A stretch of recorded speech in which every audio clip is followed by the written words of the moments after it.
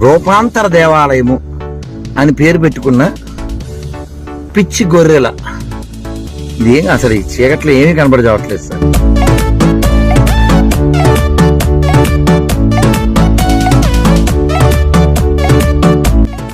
తలుపు మీద అంటించాలి, గోడ మీద కాదు, తలుపు మీద అంటించండి. నా కార్డు అక్కడ పెట్టేయండి. ఈ వీడియోలో ఆ ప్రార్థనా మందిరం ముందు ఎవరికీ కనబడకుండా దయ్యంలాగా తిరుగుతున్న ఆ ధర్మరక్షకుడి పేరు రాధా మనోహర్ దాస్. రాధా మనోహర్ దాస్ అంటే పెద్దగా తెలియకపోవచ్చు క్రైస్తవ సమాజానికి. వీడికి ఇంకొక ముద్దు పేరుంది, డిచ్కీ బాబా అంటారు. సృజన తిన్నావా అని మాట్లాడింది వీడే. పెద్ద ధర్మరక్షకుడు.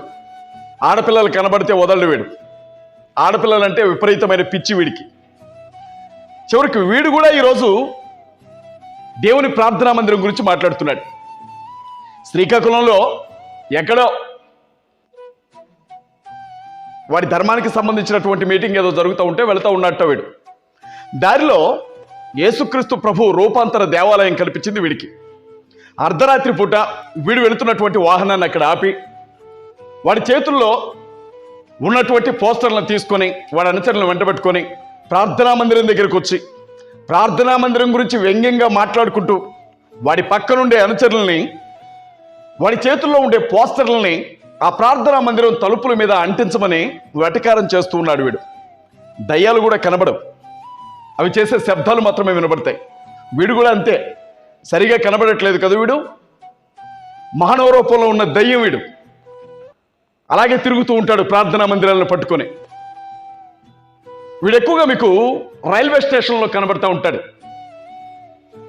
భిక్షం అడుక్కునే వాళ్ళు ఉంటారు కదా, ఎవరిని మోసం చేయడం చేతగాక, కష్టపడి పనిచేసుకోవడానికి శరీరంలో ఉండే అవయవాలు సరిగా లేక, కుటుంబంలో ఉన్నవారు బయటికి వెళ్ళగొడితే ఎలా బ్రతకాలో అర్థం కాక సగం మనసు చంపుకొని వచ్చేపోయే వాళ్ళ దగ్గర చేయి చాపి ధర్మం భిక్షం అడుక్కునే వాళ్ళ దగ్గరికి వెళ్ళి 50 రూపాయలు ఇస్తాను, జై శ్రీరామ్ అంటావా, 100 రూపాయలు ఇస్తాను, జై కృష్ణ అంటావా అని బేరాలు ఆడతాడు వీడు, అరగుండోడు. ఎరా దాసు, నీ ఏశానికి, నువ్వు చేసే వేషాలకి, నువ్వు వేసే వేషాలకి ఏమైనా సంబంధం ఉందరా? నువ్వు నీ అరగుండు మొహం ఒకసారి అద్దం ముందు నిలబడి నీ ముఖాన్ని చూసుకోరా తిన్నగా, తర్వాత దేవుని ప్రార్థనా మందిరం గురించి హేళన చేద్దు. కానీ నెత్తి మీద ఒక పిలక, దాని కింద ఒక గోచి, చివరికి నువ్వు కూడా దేవుని ప్రార్థనా మందిరం గురించి హేళన చేస్తా ఉన్నావు. అంటే మాకు చేత కాదు, మరి మాట్లాడడం చేత కాదు, హేళన చేయడం చేత కాదు, సెటైర్లు వేయడం చేత కాదు. మీరు పెద్ద మగాళ్ళుగా భయ్. మీరు మాట్లాడుతూ ఉంటే మిగిలిన వాళ్ళందరూ కూడా మౌనంగా ఉండాలి అన్నది మీ ఆలోచన. ఏనుగులు వెళ్ళేటప్పుడు దూరంగా నిలవబడి మొరగాలి కుక్కలో. నేను మొరిగినంతగా ఏనుగు మొరగలేదు, నా మొరుగుడు చూసి ఆ ఏనుగు భయపడింది అనుకుంటే తల మీద కాలు పెట్టి తొక్కితే కడుపులో ఉన్నదంతా కూడా బయటకు వస్తుంది. ఒళ్ళు దగ్గర పట్టుకొని మాట్లాడు. ఇదేనా నువ్వు చేసే ధర్మరక్షణ? ఇదేనారా నీ ధర్మం నీకు నేర్పించింది? క్షమించండి రా అని మాట్లాడాల్సి వస్తుంది. ఎందుకంటే వీడికి సంస్కారం లేదు, వీడికి సభ్యత లేదు. వీడిని కన్నదెవరో నాకు తెలియదు, కానీ వీడికి బుద్ధి నేర్పలేదు, వాళ్ళు జ్ఞానం కూడా నేర్పలేదు వీడికి. వదిలిపెట్టారు దున్నపోతుని ఊరు మీదకు వదిలిపెట్టినట్లుగా. యేసుక్రీస్తు ప్రభుని హేళన చేయడం, బైబిల్ గ్రంథాన్ని హేళన చేయడం, మరీ తల్లిని హేళన చేయడం, పరిశుద్ధాత్ముడిని హేళన చేయడం, యెహోవా తండ్రిని హేళన చేయడం, ప్రవక్తల్ని హేళన చేయడం, అపోస్తుల్ని హేళన చేయడం, దేవుని సేవకులను హేళన చేయడం, దైవజనరాలను హేళన చేయడం, దేవుని వాక్యాన్ని హేళన చేయడం, ఇదే వీడు చేసే పని. ఉదయం లేచిన దగ్గర నుంచి రాత్రి పడుకునే వరకు వీడు ఎరగదీసే పనిదే. దానికి ధర్మరక్షణ అని ఒక పేరు పెట్టాడు వీడు.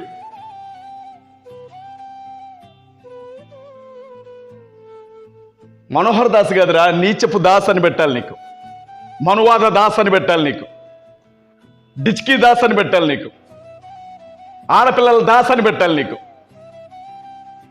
నీ మాటల్లో కానీ, నీ రూపంలో కానీ, నీ ప్రవర్తనలో కానీ, నీ పద్ధతిలో కానీ మనోహరమైనది ఏదైనా ఉందరా? రూపాంతర దేవాలయాన్ని హేళన చేస్తున్నావు. నీచుడా, నికృష్టుడా, దరిద్రుడా. నీవు మాట్లాడుతున్నావు చివరికి పరిశుద్ధ గ్రంథం గురించి, పరిశుద్ధ దేవుని ఆలయం గురించి. అయినా నాకు తెలియకడుగుతా, జనాలందరూ నిద్రపోయే సమయంలో ప్రార్థనా మందిరం ముందు ఏం చేస్తున్నావురా? మందిరపు తలుపులు బద్దలు కొట్టి లోపలికి వెళ్ళి కానుకల పెట్లో ఏమైనా చిల్లర దొరుకుతుందేమో ఎత్తుకొని వెళ్ళిపోదామని వెళ్ళావా ఏంటి అక్కడికి? ఉదయం పూట చూస్తే రాత్రి పడుకుంటే నిద్ర కూడా పట్టుతుంది. నీ ముఖం చూస్తే చిన్నపిల్లల్ని ఎత్తుకొని పోయి కాళ్ళు చేతులు విరగొట్టి వాళ్ళని ఎవరికో వారికి అమ్మేసే ముఖం వేసుకొని నువ్వు నీ ముఖం మరి నువ్వు మాట్లాడుతున్నావు.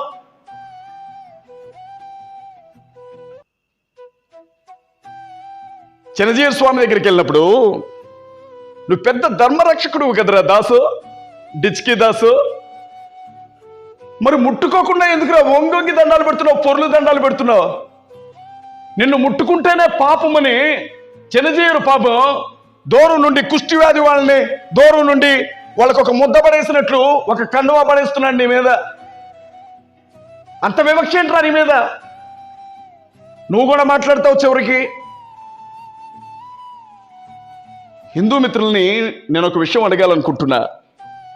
మా క్రైస్తవులు కానీ, మా ముస్లిం సహోదరులు కానీ రాత్రిపూట మీ దేవాలయాల్లోనికి ఎలాగే వచ్చి, మీ గుడుల దగ్గరికి ఎలాగే వచ్చి ఆ తలుపుల మీద మా పోస్టర్లు అంటిస్తే మీకు ఎలా ఉంటుంది? యథార్థంగా చెప్పండి. మీ దేవాలయాల మీద మా కరపత్రాలు పెడితే ఎలా ఉంటుంది? మీ దేవాలయాల తలుపుల మీద సువార్త పత్రికలు పెడితే, పోస్టర్లు పెడితే, సువార్త సభల పోస్టర్లు పెడితే ఎలా ఉంటుంది మీకు? మీకో న్యాయం, మాకో న్యాయమా? వాడికి బుద్ధి చెప్పండి, గడ్డి పెట్టండి. వాడికి దున్నపోతే తినట్లు ఎదిగాడు, చెట్టు పెరిగినట్లు పెరిగాడు. జ్ఞానం లేదు వాడికి. వాడు బోధిస్తాడు మళ్ళీ జనాలకు జ్ఞానం గురించి.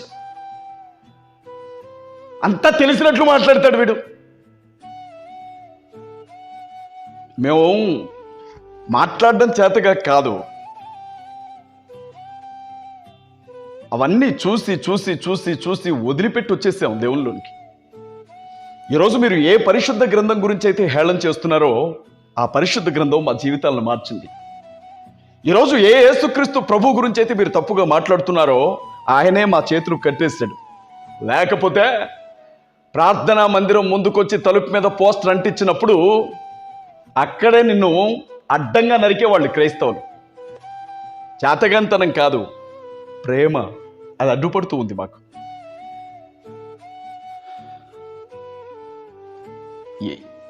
అనవసరంగా ప్రాణాల మీదకి తెచ్చుకోవద్దు దాసు. నేను చెప్తా ఉన్నా, అందరూ మంచోళ్లే ఉండరు. యేసుక్రీస్తు ప్రభుని అరెస్ట్ చేయడానికి గెత్సెమనే తోటలోనికి సైనికులు వచ్చినప్పుడు దుడుకు పేతురు తన వరలో ఉండే కత్తిని తీసి మల్కు అనే సైనికుడి మెడను నరకబోయాడు. చెవికి తగిలి చెవి తెగిపడిపోయింది. ఇప్పటికి కూడా క్రైస్తవుల్లో అంతే కోపం, అంతే రోషం ఉన్నటువంటి అనేక మంది యవనస్తులు ఉన్నారు. ఎవరికన్నా దొరికావో నీ వెధవేషాలు వాళ్ళు చూస్తున్నారు, నీ దరిద్ర పనులు వాళ్ళు చూస్తున్నారు. ఎవరికైనా దొరికావో నెత్తి మీద పిలక ఉండదో, కింద గోచి ఉండదో, ఒంటి మీద డ్రెస్ ఉండదో, ఉరికిచ్చి ఉరికిచ్చి పరిగెత్తించి కొడతారు నిన్ను. ఎవడనుకుంటున్నావో? ఈ మతం నీకు నేర్పిన సంస్కారం ఇదేనా? యేసుక్రీస్తు ప్రభువును ఆరాధించమని, పూజించమని మేము నీకెప్పుడు చెప్పలా. కనీసం గౌరవించు, తోటి మనుషుల్ని గౌరవించు, తోటి ఆలయాలను గౌరవించు. అశుద్ధం తినే పంది చేసినట్లుగా ఎందుకు చేస్తావు? పెంట తినే పందులు చేసినట్లుగా ఎందుకు చేస్తావు? అన్నమే కదా తింటున్నావు. అందరూ కుడి చేత్తో తింటుంటే నువ్వేమన్నా ఎడం చేత్తో తింటున్నావా?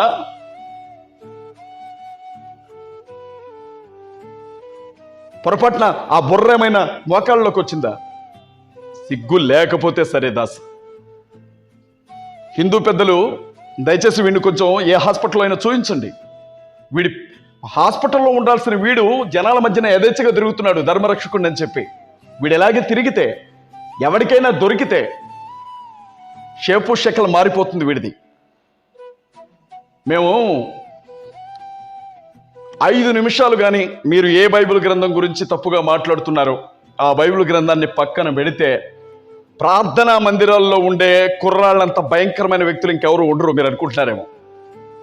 ప్రార్థనా మందిరంలో ఉండే కుర్రాళ్ళంతా కరడుగట్టిన వ్యక్తులు ఎవరు ఉండరు మీరు అనుకుంటున్నారేమో. అరే బాబు, నక్సలైట్లు, దొంగలు, నరహంతకులు, వ్యభిచారులు, భయంకరమైనటువంటి పాపంలో బ్రతికిన వాళ్ళు క్రీస్తు ప్రేమకు బందీలై అన్నీ వదిలిపెట్టి ప్రార్థనా మందిరంలో బ్రతుకుతూ ఉన్నారు. సమాజాన్ని బాగు చేస్తున్నటువంటి వైద్యాలయాలు ప్రార్థనా మందిరాలు. అలాంటి స్థలం గురించి హేళన చేసావు. పుట్టగతులు ఉండవరా నీకు పిల్ల కూడా గుర్తుపెట్టుకో. ఇంకెంతకంటే నీ గురించి ఎక్కువగా మాట్లాడి నా నోరును పాడు చేసుకోలేను. కానీ ఎప్పుడైనా మా చేతికి దొరికితే మాలో ఉండే రెండో యాంగిల్ కూడా నీకు చూపించాల్సి ఉంటుంది దాసు. ఆ తర్వాత జీవితంలో ఎప్పుడు క్రీస్తు జోలికి కానీ, క్రైస్తవుల జోలికి కానీ, ప్రార్థనా మందిరాల జోలికి కానీ వెళ్లకుండా చాలా పద్ధతిగా నీకు బుద్ధి చెప్పి పంపిస్తాం రా దాసు. గుర్తుపెట్టుకో ఈ విషయాన్ని. నీ కామెడీ వేషాలు, నీ తలతిక్క వేషాలు ఇంకెక్కడైనా పెట్టుకో. మరొకసారి ఇలాంటి పనులు చేసావే అనుకో, 2 కాళ్ళు చేతులు ఎరగొట్టి 4 కోసి చేతిలో పెడతాం. నేను కొంచెం కోపంగా మాట్లాడాను అని ఎవరికైనా అనిపిస్తే, ఒక దైవజనుడు ఇలా మాట్లాడకుండా ఉంటే బాగుండు అని ఎవరికైనా అనిపిస్తే దయచేసి నన్ను క్షమించండి ఇలా మాట్లాడినందుకు. కానీ వీడికి ఇలాగే సమాధానం చెప్పాలి అని నాకు అనిపించింది కాబట్టి సమాధానం చెప్తున్నాను. మీ అందరికీ వందనాలు.